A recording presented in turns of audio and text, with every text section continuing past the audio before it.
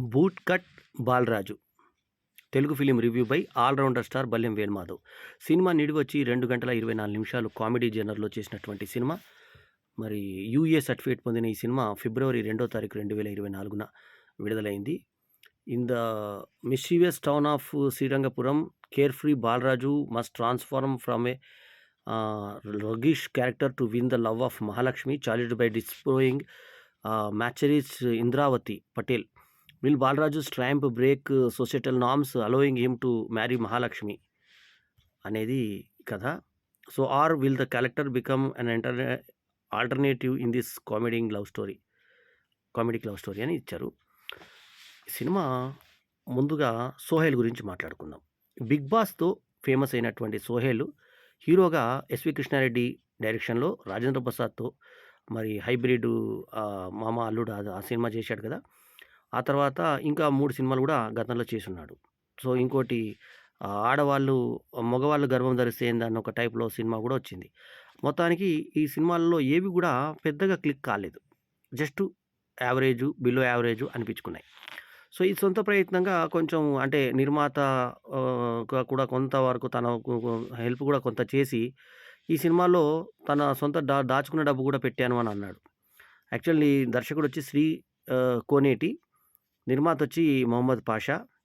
ఇక సయ్యద్ సోయల్ రియాన్ ఈ సినిమాకి మరి కర్త కర్మ క్రియ అయ్యి అన్ని నిలబడ్డటువంటి సోహెల్ బూట్కట్ బాలరాజుగా టైటిల్ పాత్రలో రాణించగా, మేఘాలేఖ కాచర్ల అనే ఆమె హీరోయిన్గా మహాలక్ష్మి పాత్రను పోషించగా, సెకండ్ హీరోయిన్గా ఇంకొక అమ్మాయి ఇంద్రావతి అని ఇంకొక అమ్మాయి అమ్మాయి చేసింది.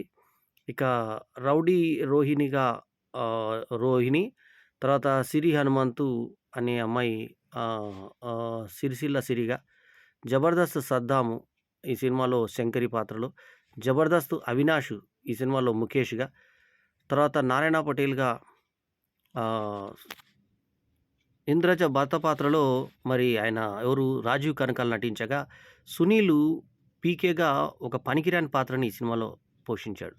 ఇక ఇంద్రజ ఈ సినిమాలో చాలా పవర్ఫుల్ పాత్ర ఇంద్రావతి పటేల్గా నటించింది. ఫస్ట్ ఈ సినిమా క్యాస్టింగ్ని ఒకవేళ ఒక పెద్ద సినిమా వాళ్ళు చేస్తే ఎట్లా ఉంటుంది? నేను డైరెక్టర్ని కాబట్టి, ప్రొడ్యూసర్ కమ్ డైరెక్టర్ కాబట్టి నేనైతే ఇప్పుడు సోహెల్ పాత్రలో అల్లు అర్జున్ ఊహించుకోండి, మేఘలేఖ పాత్రలో మనకు పూజా హెగ్డేని ఊహించుకోండి, ఇంద్రజ పాత్రలో రమ్యకృష్ణను ఊహించుకోండి, సునీల్ పాత్రలో సునీల్ ఉన్నా పర్లేదు, లేకున్నా పర్లేదు, ఇంకా రాజీవ్ కనకాల పాత్రలో మనకి ఇప్పుడు మురళీ శర్మను ఊహించుకోండి గెస్ట్గా, ఇంకా సెకండ్ క్యారెక్టర్ హీరోయిన్గా మనకు నందిత పేతురాజు లాంటి హీరోయిన్ ఊహించుకోండి. సో ఇట్లా మనం చేసుకుంటే సినిమా ఇంకా పెద్ద బ్యానరు, పెద్ద మ్యూజిక్ డైరెక్టర్, తమన్ లాంటి మ్యూజిక్ డైరెక్టర్ని ఊహించుకుంటే ఆ సినిమా రేంజ్ వేరు. అయితే ఇందులో క్యాస్టు ప్రకారంగా ఒక పనికిరాని పోరంబోకు హౌలా క్యారెక్టర్‌కి సయ్యద్ సోహెల్ చేశాడు. ఆ క్యారెక్టర్‌కి, ఆయన బాడీ లాంగ్వేజ్‌కి, ఆయన గడ్డానికి, ఆయన బట్టలేసిన దానికి పక్కాగా సరిపోయింది. అంటే హౌలా క్యారెక్టర్ అనేది సరిగ్గా సరిపోయింది ఆయనకి. కానీ ఇక్కడ ప్రాబ్లమ్ ఏమొచ్చిందంటే, ఈ కథలో ఎన్నుకున్నటువంటి పాయింట్ ఏదైతే ఉందో, అక్కడే కొంచెం కసరత్తు ఎక్కువ చేయాల్సింది అనిపించింది. అంటే కామెడీ బిట్స్‌గా ఉన్నాయి. కామెడీ బిట్స్‌గా. తర్వాత ఆ మధ్య బూతులతో ఫేమస్ అయినటువంటి 'సరయు', 'గుద్ద', 'మొడ్డ' ఇట్లాంటి పదాలు చెప్పి యూట్యూబ్‌లో బాగా హల్చల్‌గా పేరుకొచ్చినటువంటి 'సరయు' ఈ సినిమాలో ఒక అటువంటి ఒక తీసుకున్నా గానీ, ఆ మోటు డైలాగులు కాకుండా ఒక మామూలు డైలాగ్‌నే ఇచ్చి, ఆమెని, తర్వాత గంగవ్వను, తర్వాత ఇంకొక లేడీని, ముగ్గురిని వాళ్ళ ఇంటికెళ్ళి దొంగతనానికెళ్ళినట్టు హీరోయిజం అక్కడ మొత్తం దిగజార్చేశారు. చేశారు. హీరో దొంగతనానికెళ్ళినట్టుగా దొంగగా చూపించారు. అంటే ముందే చెప్పినట్టుగా పొరంబోకు పనికిరాని వెధవ క్యారెక్టర్ కాబట్టి అది చేశాడు అనుకుందాం. అక్కడ కామెడీ పండించే ప్రయత్నం, గంగవ్వేమో రాత్రి బంగారు కంకణం ఇచ్చినట్టు చేతికి హాహాహా నవ్వడం. ఆ నవ్వడం చాలా సహజంగా. గంగవ్వ డబ్బింగ్‌తో సహా ఆమె చాలా అద్భుతంగా యాక్ట్ చేస్తుంది. గంగవ్వ ఈ సినిమాకి హైలైట్. మొన్న ఈ మధ్య ఇంకో సినిమాలో గూడా మనకి ఇదే రోజు రిలీజ్ అయిన 'కిస్మత్' సినిమాలో గూడా గంగవ్వ అద్భుతంగా నటించింది. ఇందులో గూడా చాలా అద్భుతంగా ఆమె నటిస్తే నటించినట్టు ఉండదు. జీవించినట్టు ఉంటుంది. మరి ఆమెకి డైలాగులు రాసి చెప్పిస్తారో, లేకుంటే ఆమె చెప్పిన డైలాగులని ఈళ్ళు ఫైనల్ చేసుకుంటారో తెలీదు. అంత సహజంగా ఉంటాయి గంగవ్వ డైలాగులు. సో, గంగవ్వ ఈ సినిమాకి హైలైటు. ఇక మేఘలేఖ కాచర్ల పాత్ర అద్భుతంగా తీర్చిదిద్దారు. బావుంది. ఆమె లిప్ లాక్ కూడా ఎళ్ళింది. ఎళ్ళిన తర్వాత మళ్ళీ ఇట్లా చేతులు అడ్డం పెట్టుకున్నట్టుగా పాటలు బావున్నాయి. ముఖ్యంగా ఏంటంటే ఈ సినిమాకి మ్యూజిక్ చింపి పడేశాడు. 'భీమ్స్' సీరియల్. ఆయన 'ధమాకా' సినిమా లాంటి సూపర్ హిట్ ఇచ్చిన మన 'బలగం' లాంటి సూపర్ హిట్ ఇచ్చిన 'భీమ్స్' సీరియల్‌లో ఈ సినిమాకి పూర్తి ప్రాణం. 'బూట్ కట్టు బాలరాజ్' అని టైటిల్ సాంగ్‌తో సహా తర్వాతొచ్చే పాటలు గానీ, లాస్ట్‌కొచ్చే ఒక కల్లు పాట గానీ, మొత్తము ఆ మాస్ సాంగ్స్‌తో సహా ఏ పాట గూడా ఈ పాట బాగలేదు అనకుండా బీట్లు ఆడాలి మనం అంతే. అంత అద్భుతంగా ఉంది. సో, 'గోకుల్ భారతి' సినిమాటోగ్రఫీ గూడా ఏం తక్కువ లేదు. అట్లాగే 'విజయవర్ధన్ కావూరి' ఎడిటింగ్ గూడా ఎక్కడ తప్పడ్డం లేదు. ఎడిటింగ్ బావుంది. మ్యూజిక్ అద్భుతంగా ఉంది. నేను మొత్తుమని చెప్తున్నా 'భీమ్స్' సీరియల్‌లో ప్రయత్నిస్తే చాలా పెద్ద మ్యూజిక్ డైరెక్టర్ అవుతాడు. ఆయన గనుక స్టార్ హీరోస్ గనుక 'పవన్ కళ్యాణ్', 'చిరంజీవి' ఇట్లాంటి పెద్ద హీరోలకు పడితే ఎక్కడనో ఉండేటువంటి మొత్తం దమ్మున్నటువంటి 'ధమాకా' లాంటి 'రవితేజ'లో ఒక సూపర్ హిట్ ఇచ్చిన 'భీమ్స్‌లో' చాలా దమ్ము కనిపించింది. ఈ సినిమాకి హీరో ఎవరంటే 'భీమ్స్.' సో, తర్వాతే 'సోహెల్.' 'సోహెల్' ఉన్నంతలో తన 'ఔలా' క్యారెక్టర్‌కి సరిగ్గా సెట్ అయ్యాడు. చాలా చేశాడు. ఆ అబ్బాయి కష్టపడ్డాడు. డాన్సులు గూడా మంచి ఈజ్‌తో యాక్ట్ చేశాడు డాన్స్. అంటే 'బిగ్ బాస్' నంబర్ 1కి వచ్చాడు. ఆయన టాలెంట్‌తో వచ్చినవాడు కాబట్టి. అయితే సొంత డబ్బు పెట్టి చేశాను చూడండి అనంటే అంత ఆ సినిమాలో వర్త్ ఆ మేరకు మాత్రం కనిపించలేదు సినిమాలో. ఎందుకంటే దీంట్లో ఎంచుకున్నటువంటి బలమైన కథ ఏదైతే ఉంటదో అది కొంచెం బలహీనంగా ఉంది. బలమైన కథ బలంగా ఉండాల్సిన దగ్గర బలహీనంగా ఉంది. ఎందుకు బలహీనంగా ఉంది? ఎక్కడ తప్పులు జరిగాయి? ఫస్ట్ ఇప్పుడు ఇందాక చెప్పినాక కాస్టింగ్ ఇప్పుడు ఏం చెప్పాను భారీ కాస్టింగ్ 'అల్లు అర్జున్' లాంటి సినిమా చేస్తుంటే ఈ సినిమాకు అంత హైప్ అంత కథ ఉంది దాంట్లో అంత స్ట్రెంత్ ఉంది కథలో. కానీ ఇందులో బలహీనతలు ఏమున్నాయంటే ఫస్ట్ బలహీనత. ఈ కథ అంతా ఏం జరుగుతుంది? ఒక హీరోయిను ఈమెని అంటే ఇప్పుడు 'మేఘలేఖ' ఆమె పాత్ర పేరు మహాలక్ష్మి. మహాలక్ష్మి ఓ పనికిరాని బాలరాజుని ప్రేమిస్తుంది. ఎందుకు ప్రేమిస్తుందనే దానికి ఎక్కడ రీజన్ లేదు. అక్కడ పాత్రలతో కూడా అనిపించారు. ఇలాంటి పనికిరానోడిని ఎందుకు ప్రేమించావమ్మా అంటే దానికి ఆమె దగ్గర రీజన్ లేదు. మన దగ్గర కూడా రీజన్ అర్థం కాదు మనకి. తర్వాత ఇంకొక అమ్మాయి ఈమెని ప్రేమించినట్టుగా చూపిచ్చారు. ఆ తర్వాత ఎప్పుడైతే ఈమె ప్రేమ ఓకే అయిపోయిందో, ఆ తర్వాత ఆ అమ్మాయి ఎక్కడ పోయింది? అసలు ఆ అమ్మాయి ఏందో అడ్రెస్సే లేదు. చాలా అందంగా తయారైతది. మంచి శారీతో వచ్చినప్పుడు ఆమె ప్రపోజ్ చేసే ముందు ఈమె చెప్తది. ఆ తర్వాత ఆమె సైడ్ అయిపోవడం ఎక్కడ మనకు సినిమాలో ఆమె కథ ప్రస్తావనే రాదు. ఇక పని మనిషి పాత్ర ఒకటి బావుంటుంది. ఆ పాత్ర కొంచెం ప్రాధాన్యత పెరిగింది. ఇలా అనుకోవడం పాత నాటకాల్లో ఉన్నట్టుగా బాడీ లాంగ్వేజ్ ఇలా అంటుంది. అది కొంచెం బాడీ లాంగ్వేజ్ ఎబ్బెట్టుగా అనిపించింది. క్లోజప్‌లో ఇలా అన్నాడు. అవన్నీ పాత రెగ్యులరు ధోరణి ఇప్పుడు గాదు. 90స్, 80స్‌లో జేసే "అమ్మగారు అలాగా అండి" ఆ టైప్‌లో ఉంది. సో, అది గాకుండా తర్వాత ఇక 'మేఘలేఖ కాచర్ల' పర్వాలేదు అన్నంత స్థాయి. అద్భుతంగా ఏం లేకపోయినా గూడా ఆ క్యారెక్టర్‌కి సరిపోయింది ఓకే. ఇక ఇంకో పిచ్చి పాత్రను చూపించారు. ఒక లేడీ పిచ్చి పాత్రను. ఆమెకి ఆల్రెడీ బాడీ కనబడకుండా మామూలుగా ఒక జాకెట్ లాంటిది ఉంటుంది.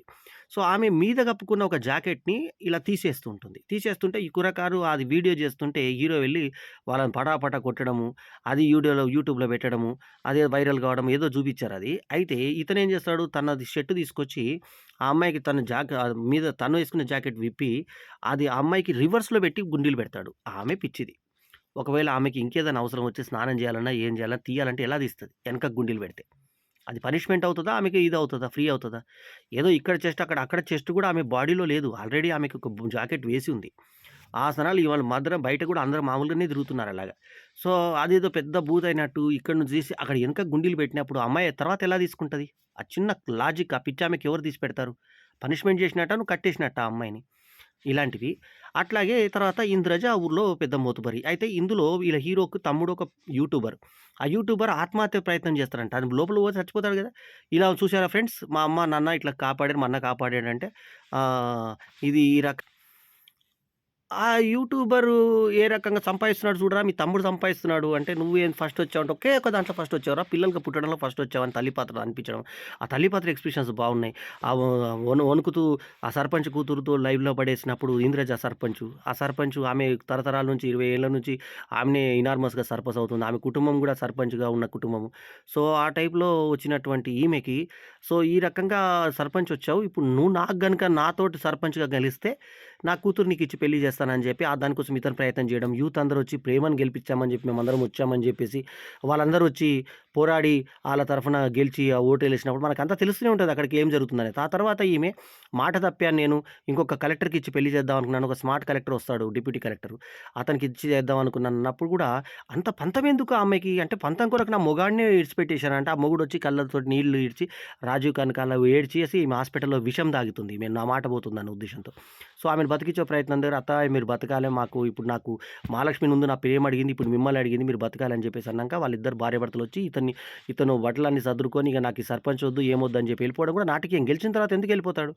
అది దానికి కూడా మరి సరైన ఇది లేదు. అక్కడికొచ్చి బతిమిలాడుతుంటే, "ఏంటి నువ్వు ఎక్కువ చేస్తున్నావు. నువ్వు మా అమ్మ అడిగినా కొద్ది వద్దంటున్నావు" అంటే, "లేదు ఆ మాత్రం ఆలోచించాలి కదా! నేను సర్పంచ్‌ని కదా!" అది ఇది అంటూ కామెడీగా ఇస్తే, "నేను మామూలు బాలరాజుని కాదు బూట్ కట్ బాలరాజుని" అని చెప్పి నాకు ఆమె గుర్తేమో కుర్చీ గుర్తయితే, ఈయన గుర్తేమో బూట్ కట్ అనేది ఇచ్చారు. మొత్తానికి ఇది కామెడీ స్క్రిప్ట్‌తో చేసినటువంటిది. 3.25/5 ఈజ్ మై రేటింగ్. అయితే ఇందులో కొన్ని లాజిక్సు కొన్నేంటంటే చిన్న మాట ఆమెకు ఆల్రెడీ ఒక కలెక్టర్‌ని చెప్పింది కాబట్టి, ఆ కలెక్టర్‌కి సింపుల్‌గా మా అమ్మాయి ఇష్టపడట్లేదు మరి అని ఒక చిన్న మాట చెప్పి కావచ్చు. అంత పంతం ఎందుకు పాపం జీవితం మీద? ఆ తర్వాత విషం తాగేంత పంతం ఏముంది అందులో? తర్వాత ఊర్లో జనాలు ఒకటేసారి అందరికి తెలుస్తది హీరో గెలుస్తాడని. కానీ అందరూ తిట్టేట వ్యక్తులు ఈ పిల్లలు యూత్ చెప్పగానే మారేయండి అన్నది ఒక కాన్సెప్ట్ కూడా బాగున్నా, కొంచెం ఇంకా గ్రౌండ్ వర్క్ ఇప్పుడు సెకండ్ హీరోయిన్ ఏమైంది అనేది చూయించలేదు. ఈ పర్టిక్యులర్ ఎలక్షన్ కారణంగా తీసుకొని ఆ ఎలక్షన్‌లో గెలిస్తే నేనిస్తాను అని ఛాలెంజ్ 'చిరంజీవా నువ్వేమన్నా' అనడం ఒకటి బాగుంది డైలాగు. అట్లాగే ఇంకో డైలాగ్ గూడా బాగుంది. 'కేఏ పాల్‌లా' ఉన్న ఈమె 'అమలా పాల్‌లా తయారైంది ఏంటి' అని చెప్పి సెకండ్ హీరోయిన్‌ని అనడం ఆ డైలాగు బాగుంది. డైలాగ్స్ బాగున్నాయి. అన్నిటికంటే ముందు ముఖ్యంగా